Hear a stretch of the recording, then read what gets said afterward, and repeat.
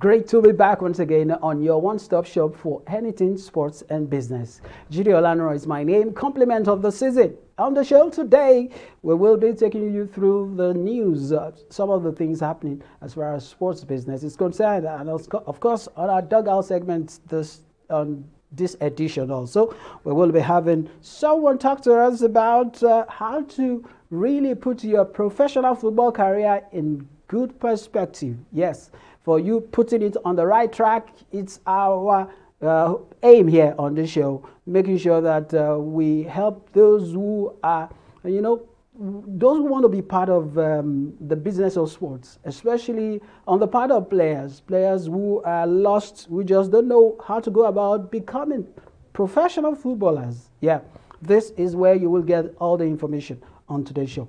Yes, our segment, the dugout, or should I say, yes, why dugout? Yeah, the offside segment is also ready, and we'll be serving you the offside segment also. Once again, thanks for joining me. We're going to break, and when we come back, I'll take the news.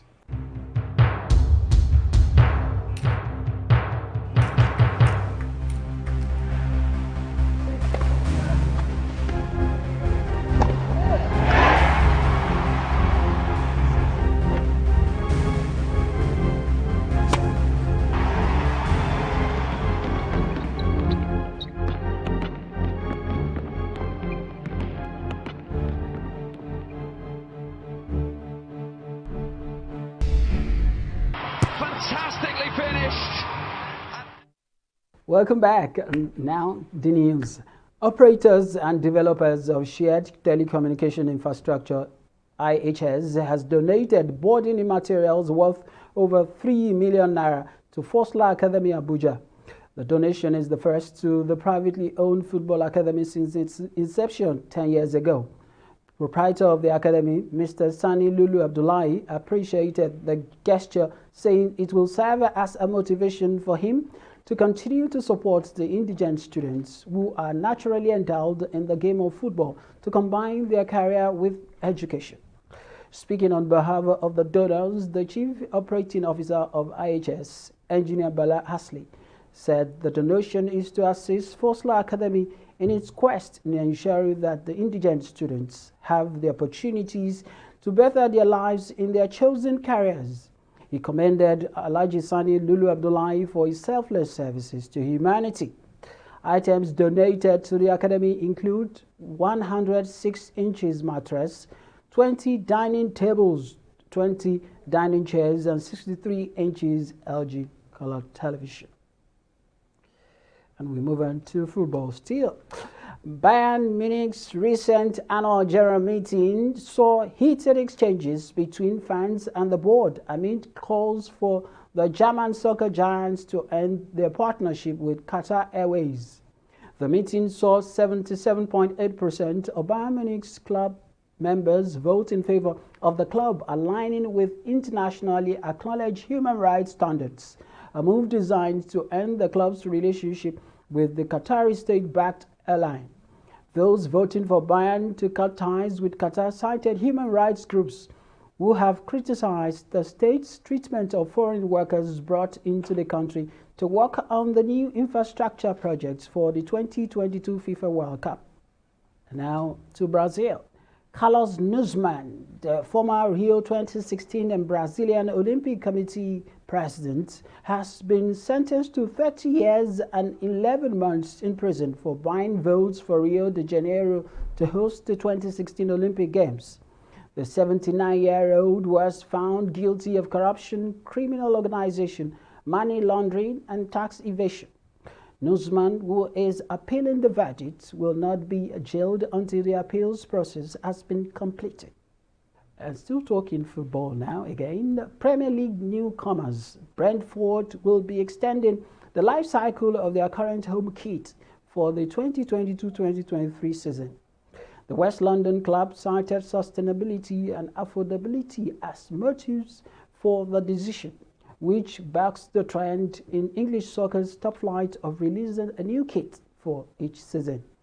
Since the 2010-2011 campaign, all 20 top flight clubs have intended to release a new home kits every season, despite a recommendation that life cycles extend to 2 seasons being enshrined in the Premier League Charter from 2000.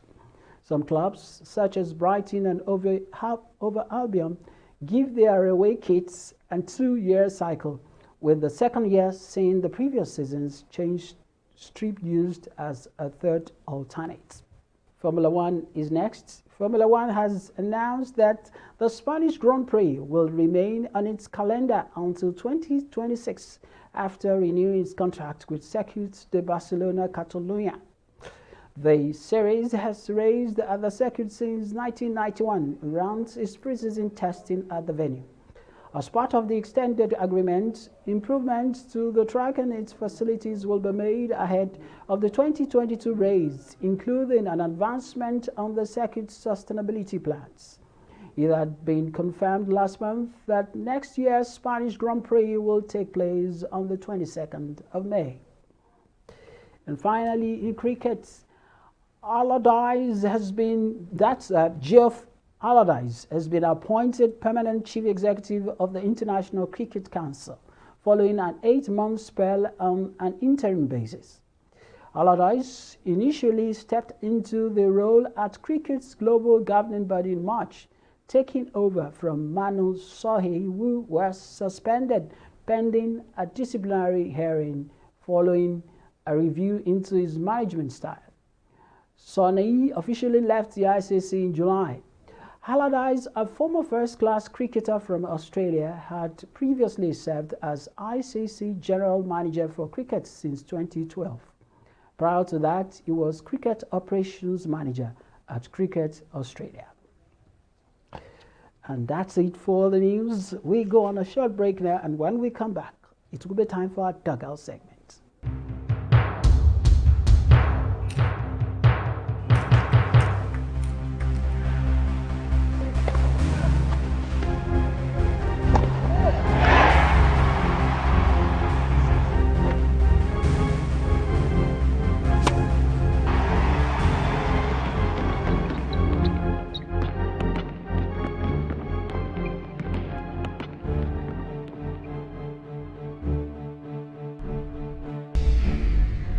Fantastically finished. All right, welcome back. This is the Sagal segment. The conversation we'll be having next is a conversation we started some time ago, but I think that we should still continue in that direction on this particular episode of the show. And joining me to look at this particular issue, it's someone in the diaspora, a Nigerian in the diaspora, and we are actually looking at embarking on a professional football career. And joining me, like I said, it's a Nigerian in diaspora from the U.S. Bayonle Arashi joins me from the U.S. He is the sports entrepreneur and author, and the founder of Scout Ballers. You will agree with me that Bayonle Arashi is in the best position to put light to this particular issue. Bayonle, thanks for joining me again. How are you doing? All the way from Texas.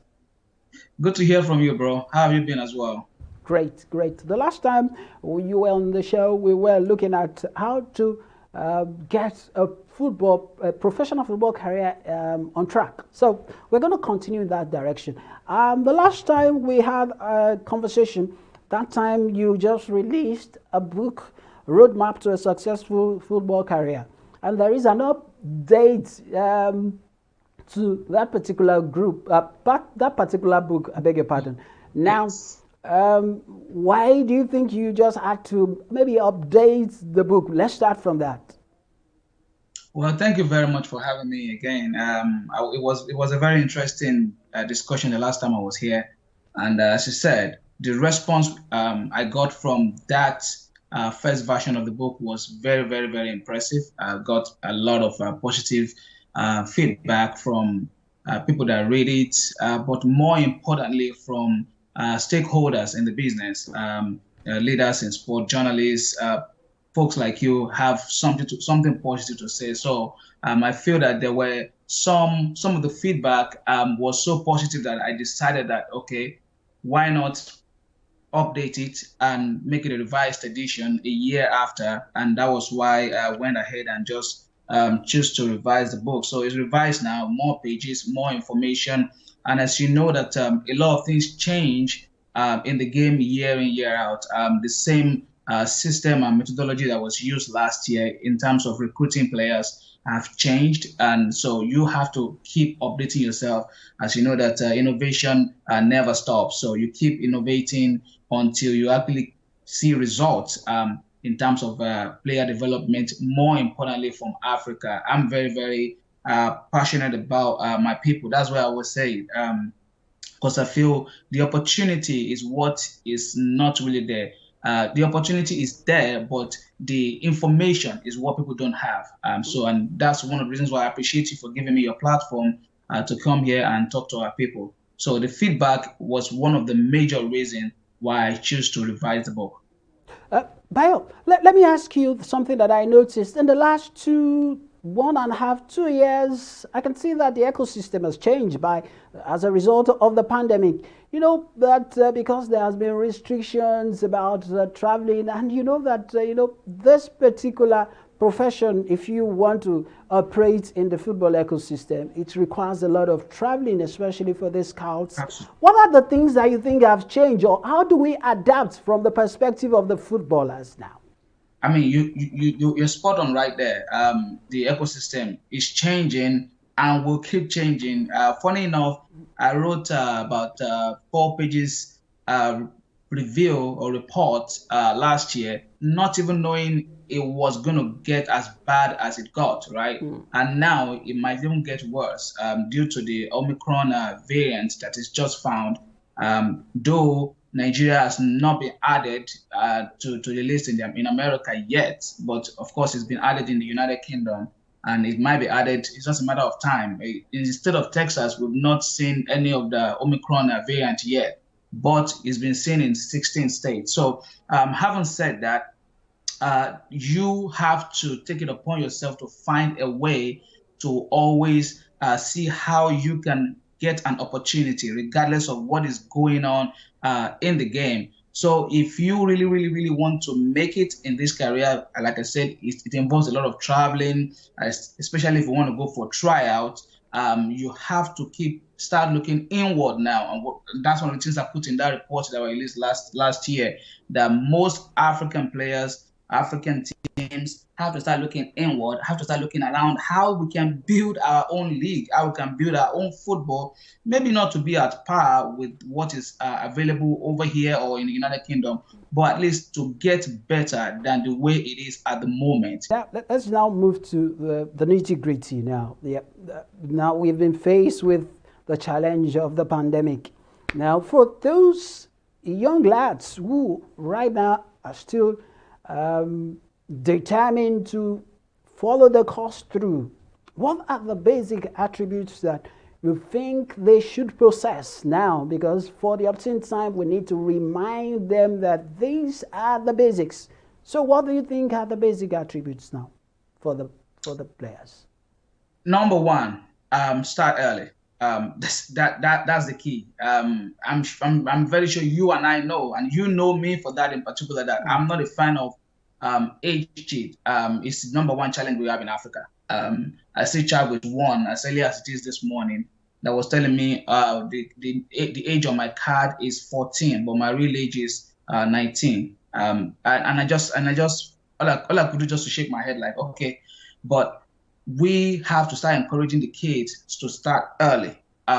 Register for a football academy around your neighborhood from age of 5, if possible. And I'm very thankful that a lot of parents, due to the fact that I own a soccer academy back home in Nigeria as well, I've been getting a lot of response from parents wanting their kids to participate in sports, very early on. So that's one of the major attributes that you need to have, and that we need to start encouraging in our culture right now for kids to start early. Number two, while you start early, of course, the coaches are going to help you to define how you can play the game, your talent level, the position you can play. They're going to help you with that one. For example, many of them say, I want to be a striker, I want to be like Cristiano Ronaldo. but maybe you could just be another Vincent Inyama or another midfielder, so just in a better position. The coach, those are the coaches of the job. They are going to help you, to nurture you, to find you the right position to play in the game.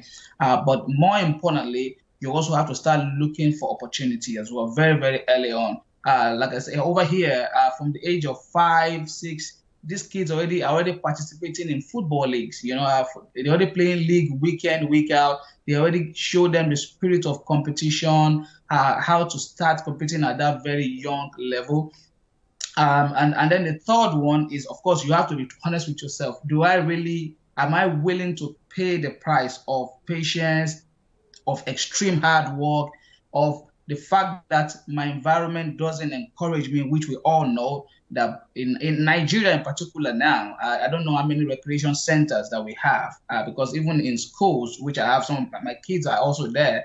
I know that not many schools have a recreation center where kids can actually play football. Always probably trying to build this gas station and of course religious centers all across. I don't have any problem with that, but of course we cannot leave those important part of our culture of kids being exposed to recreation very early on, giving them that environment to thrive, to play the game, to learn, to train, to develop. So we have to encourage that as well. Let's quickly talk about the issue of agents, because right now I also have people who have been coming to me, and there's always that particular that point of at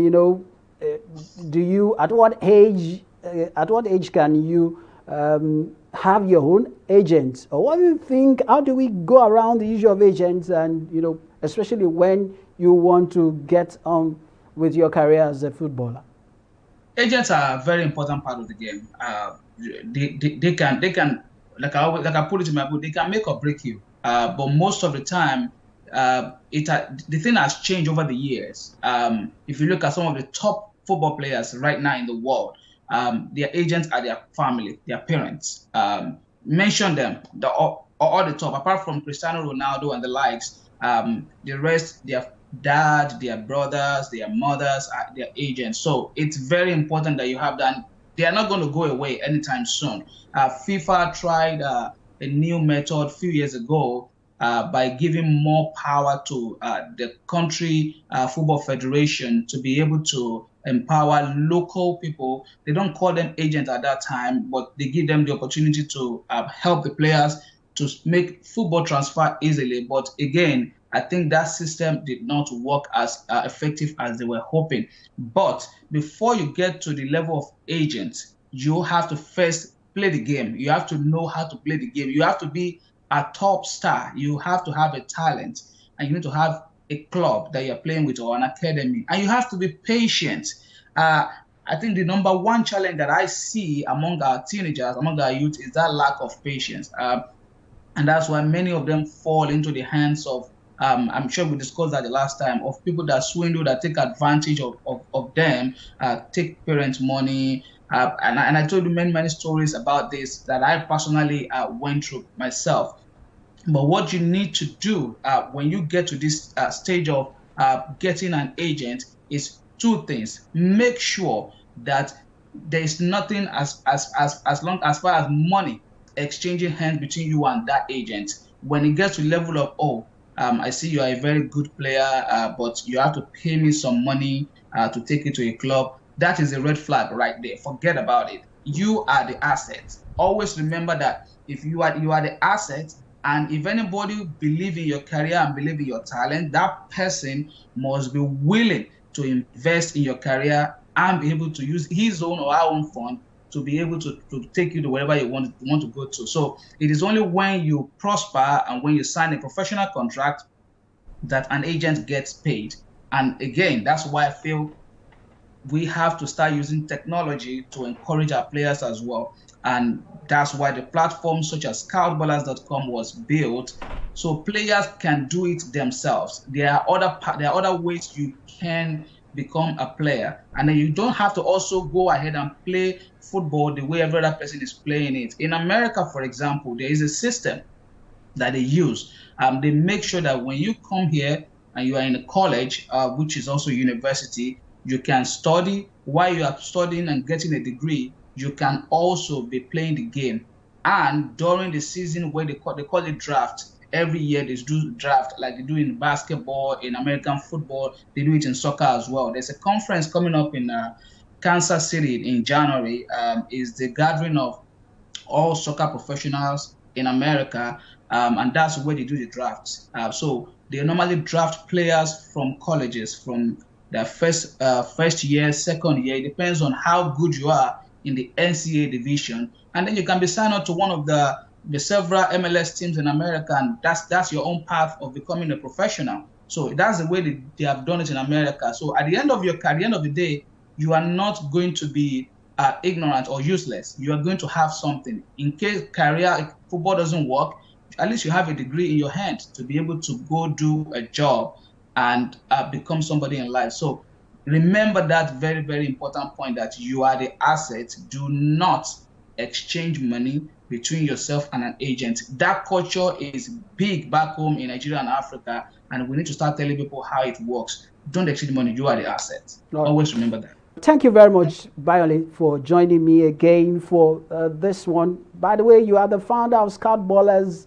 You said scoutballers.com, right? If one needs to get that's what it is. Scoutballers.com. And quickly, basically, what that platform does for you, let me make it very clear, is you have a do-it-yourself opportunity there. You either have opportunity to meet a scout or an agent or a college coach that is willing to sign you. And what we found out of doing research of about 5-6 years is that players from Africa, especially even up till this morning, like I said, I chatted with one, they don't have the basic information. When you come to me and say I'm a good football player, the first thing I'm going to ask you is, I need a data of your game. And what is that data? Is a video. Okay, do you have a video highlight of your career? Most of them, and I'm telling you this, 85% of even the one playing the professional football league do not have a football highlight of their career. I stand to be corrected about this. If anybody does, please share it, and then I will probably take my statement back. So we are trying to encourage this culture of players starting to gather data of their game during training, during matches. Record your highlights, get your best moments, and then upload it, make it an highlight, 5-8 minutes. You can use that to convince anybody. An agent sees that and says, okay, wow, this is a good player. A coach in American college sees and say, wow, this is a good player.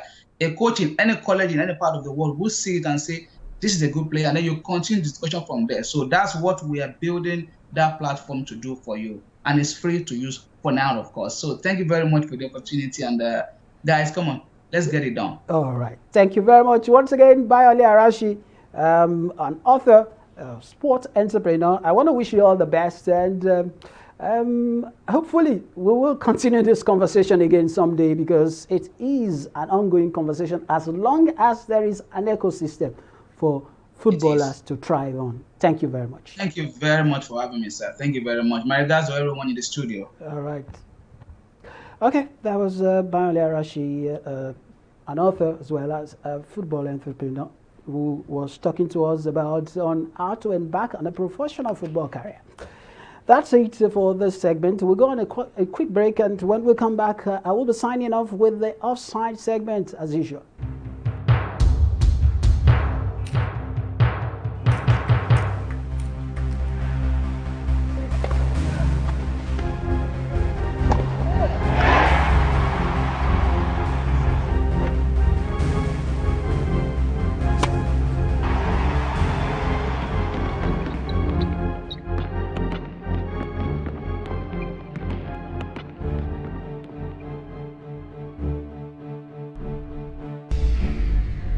Fantastically finished.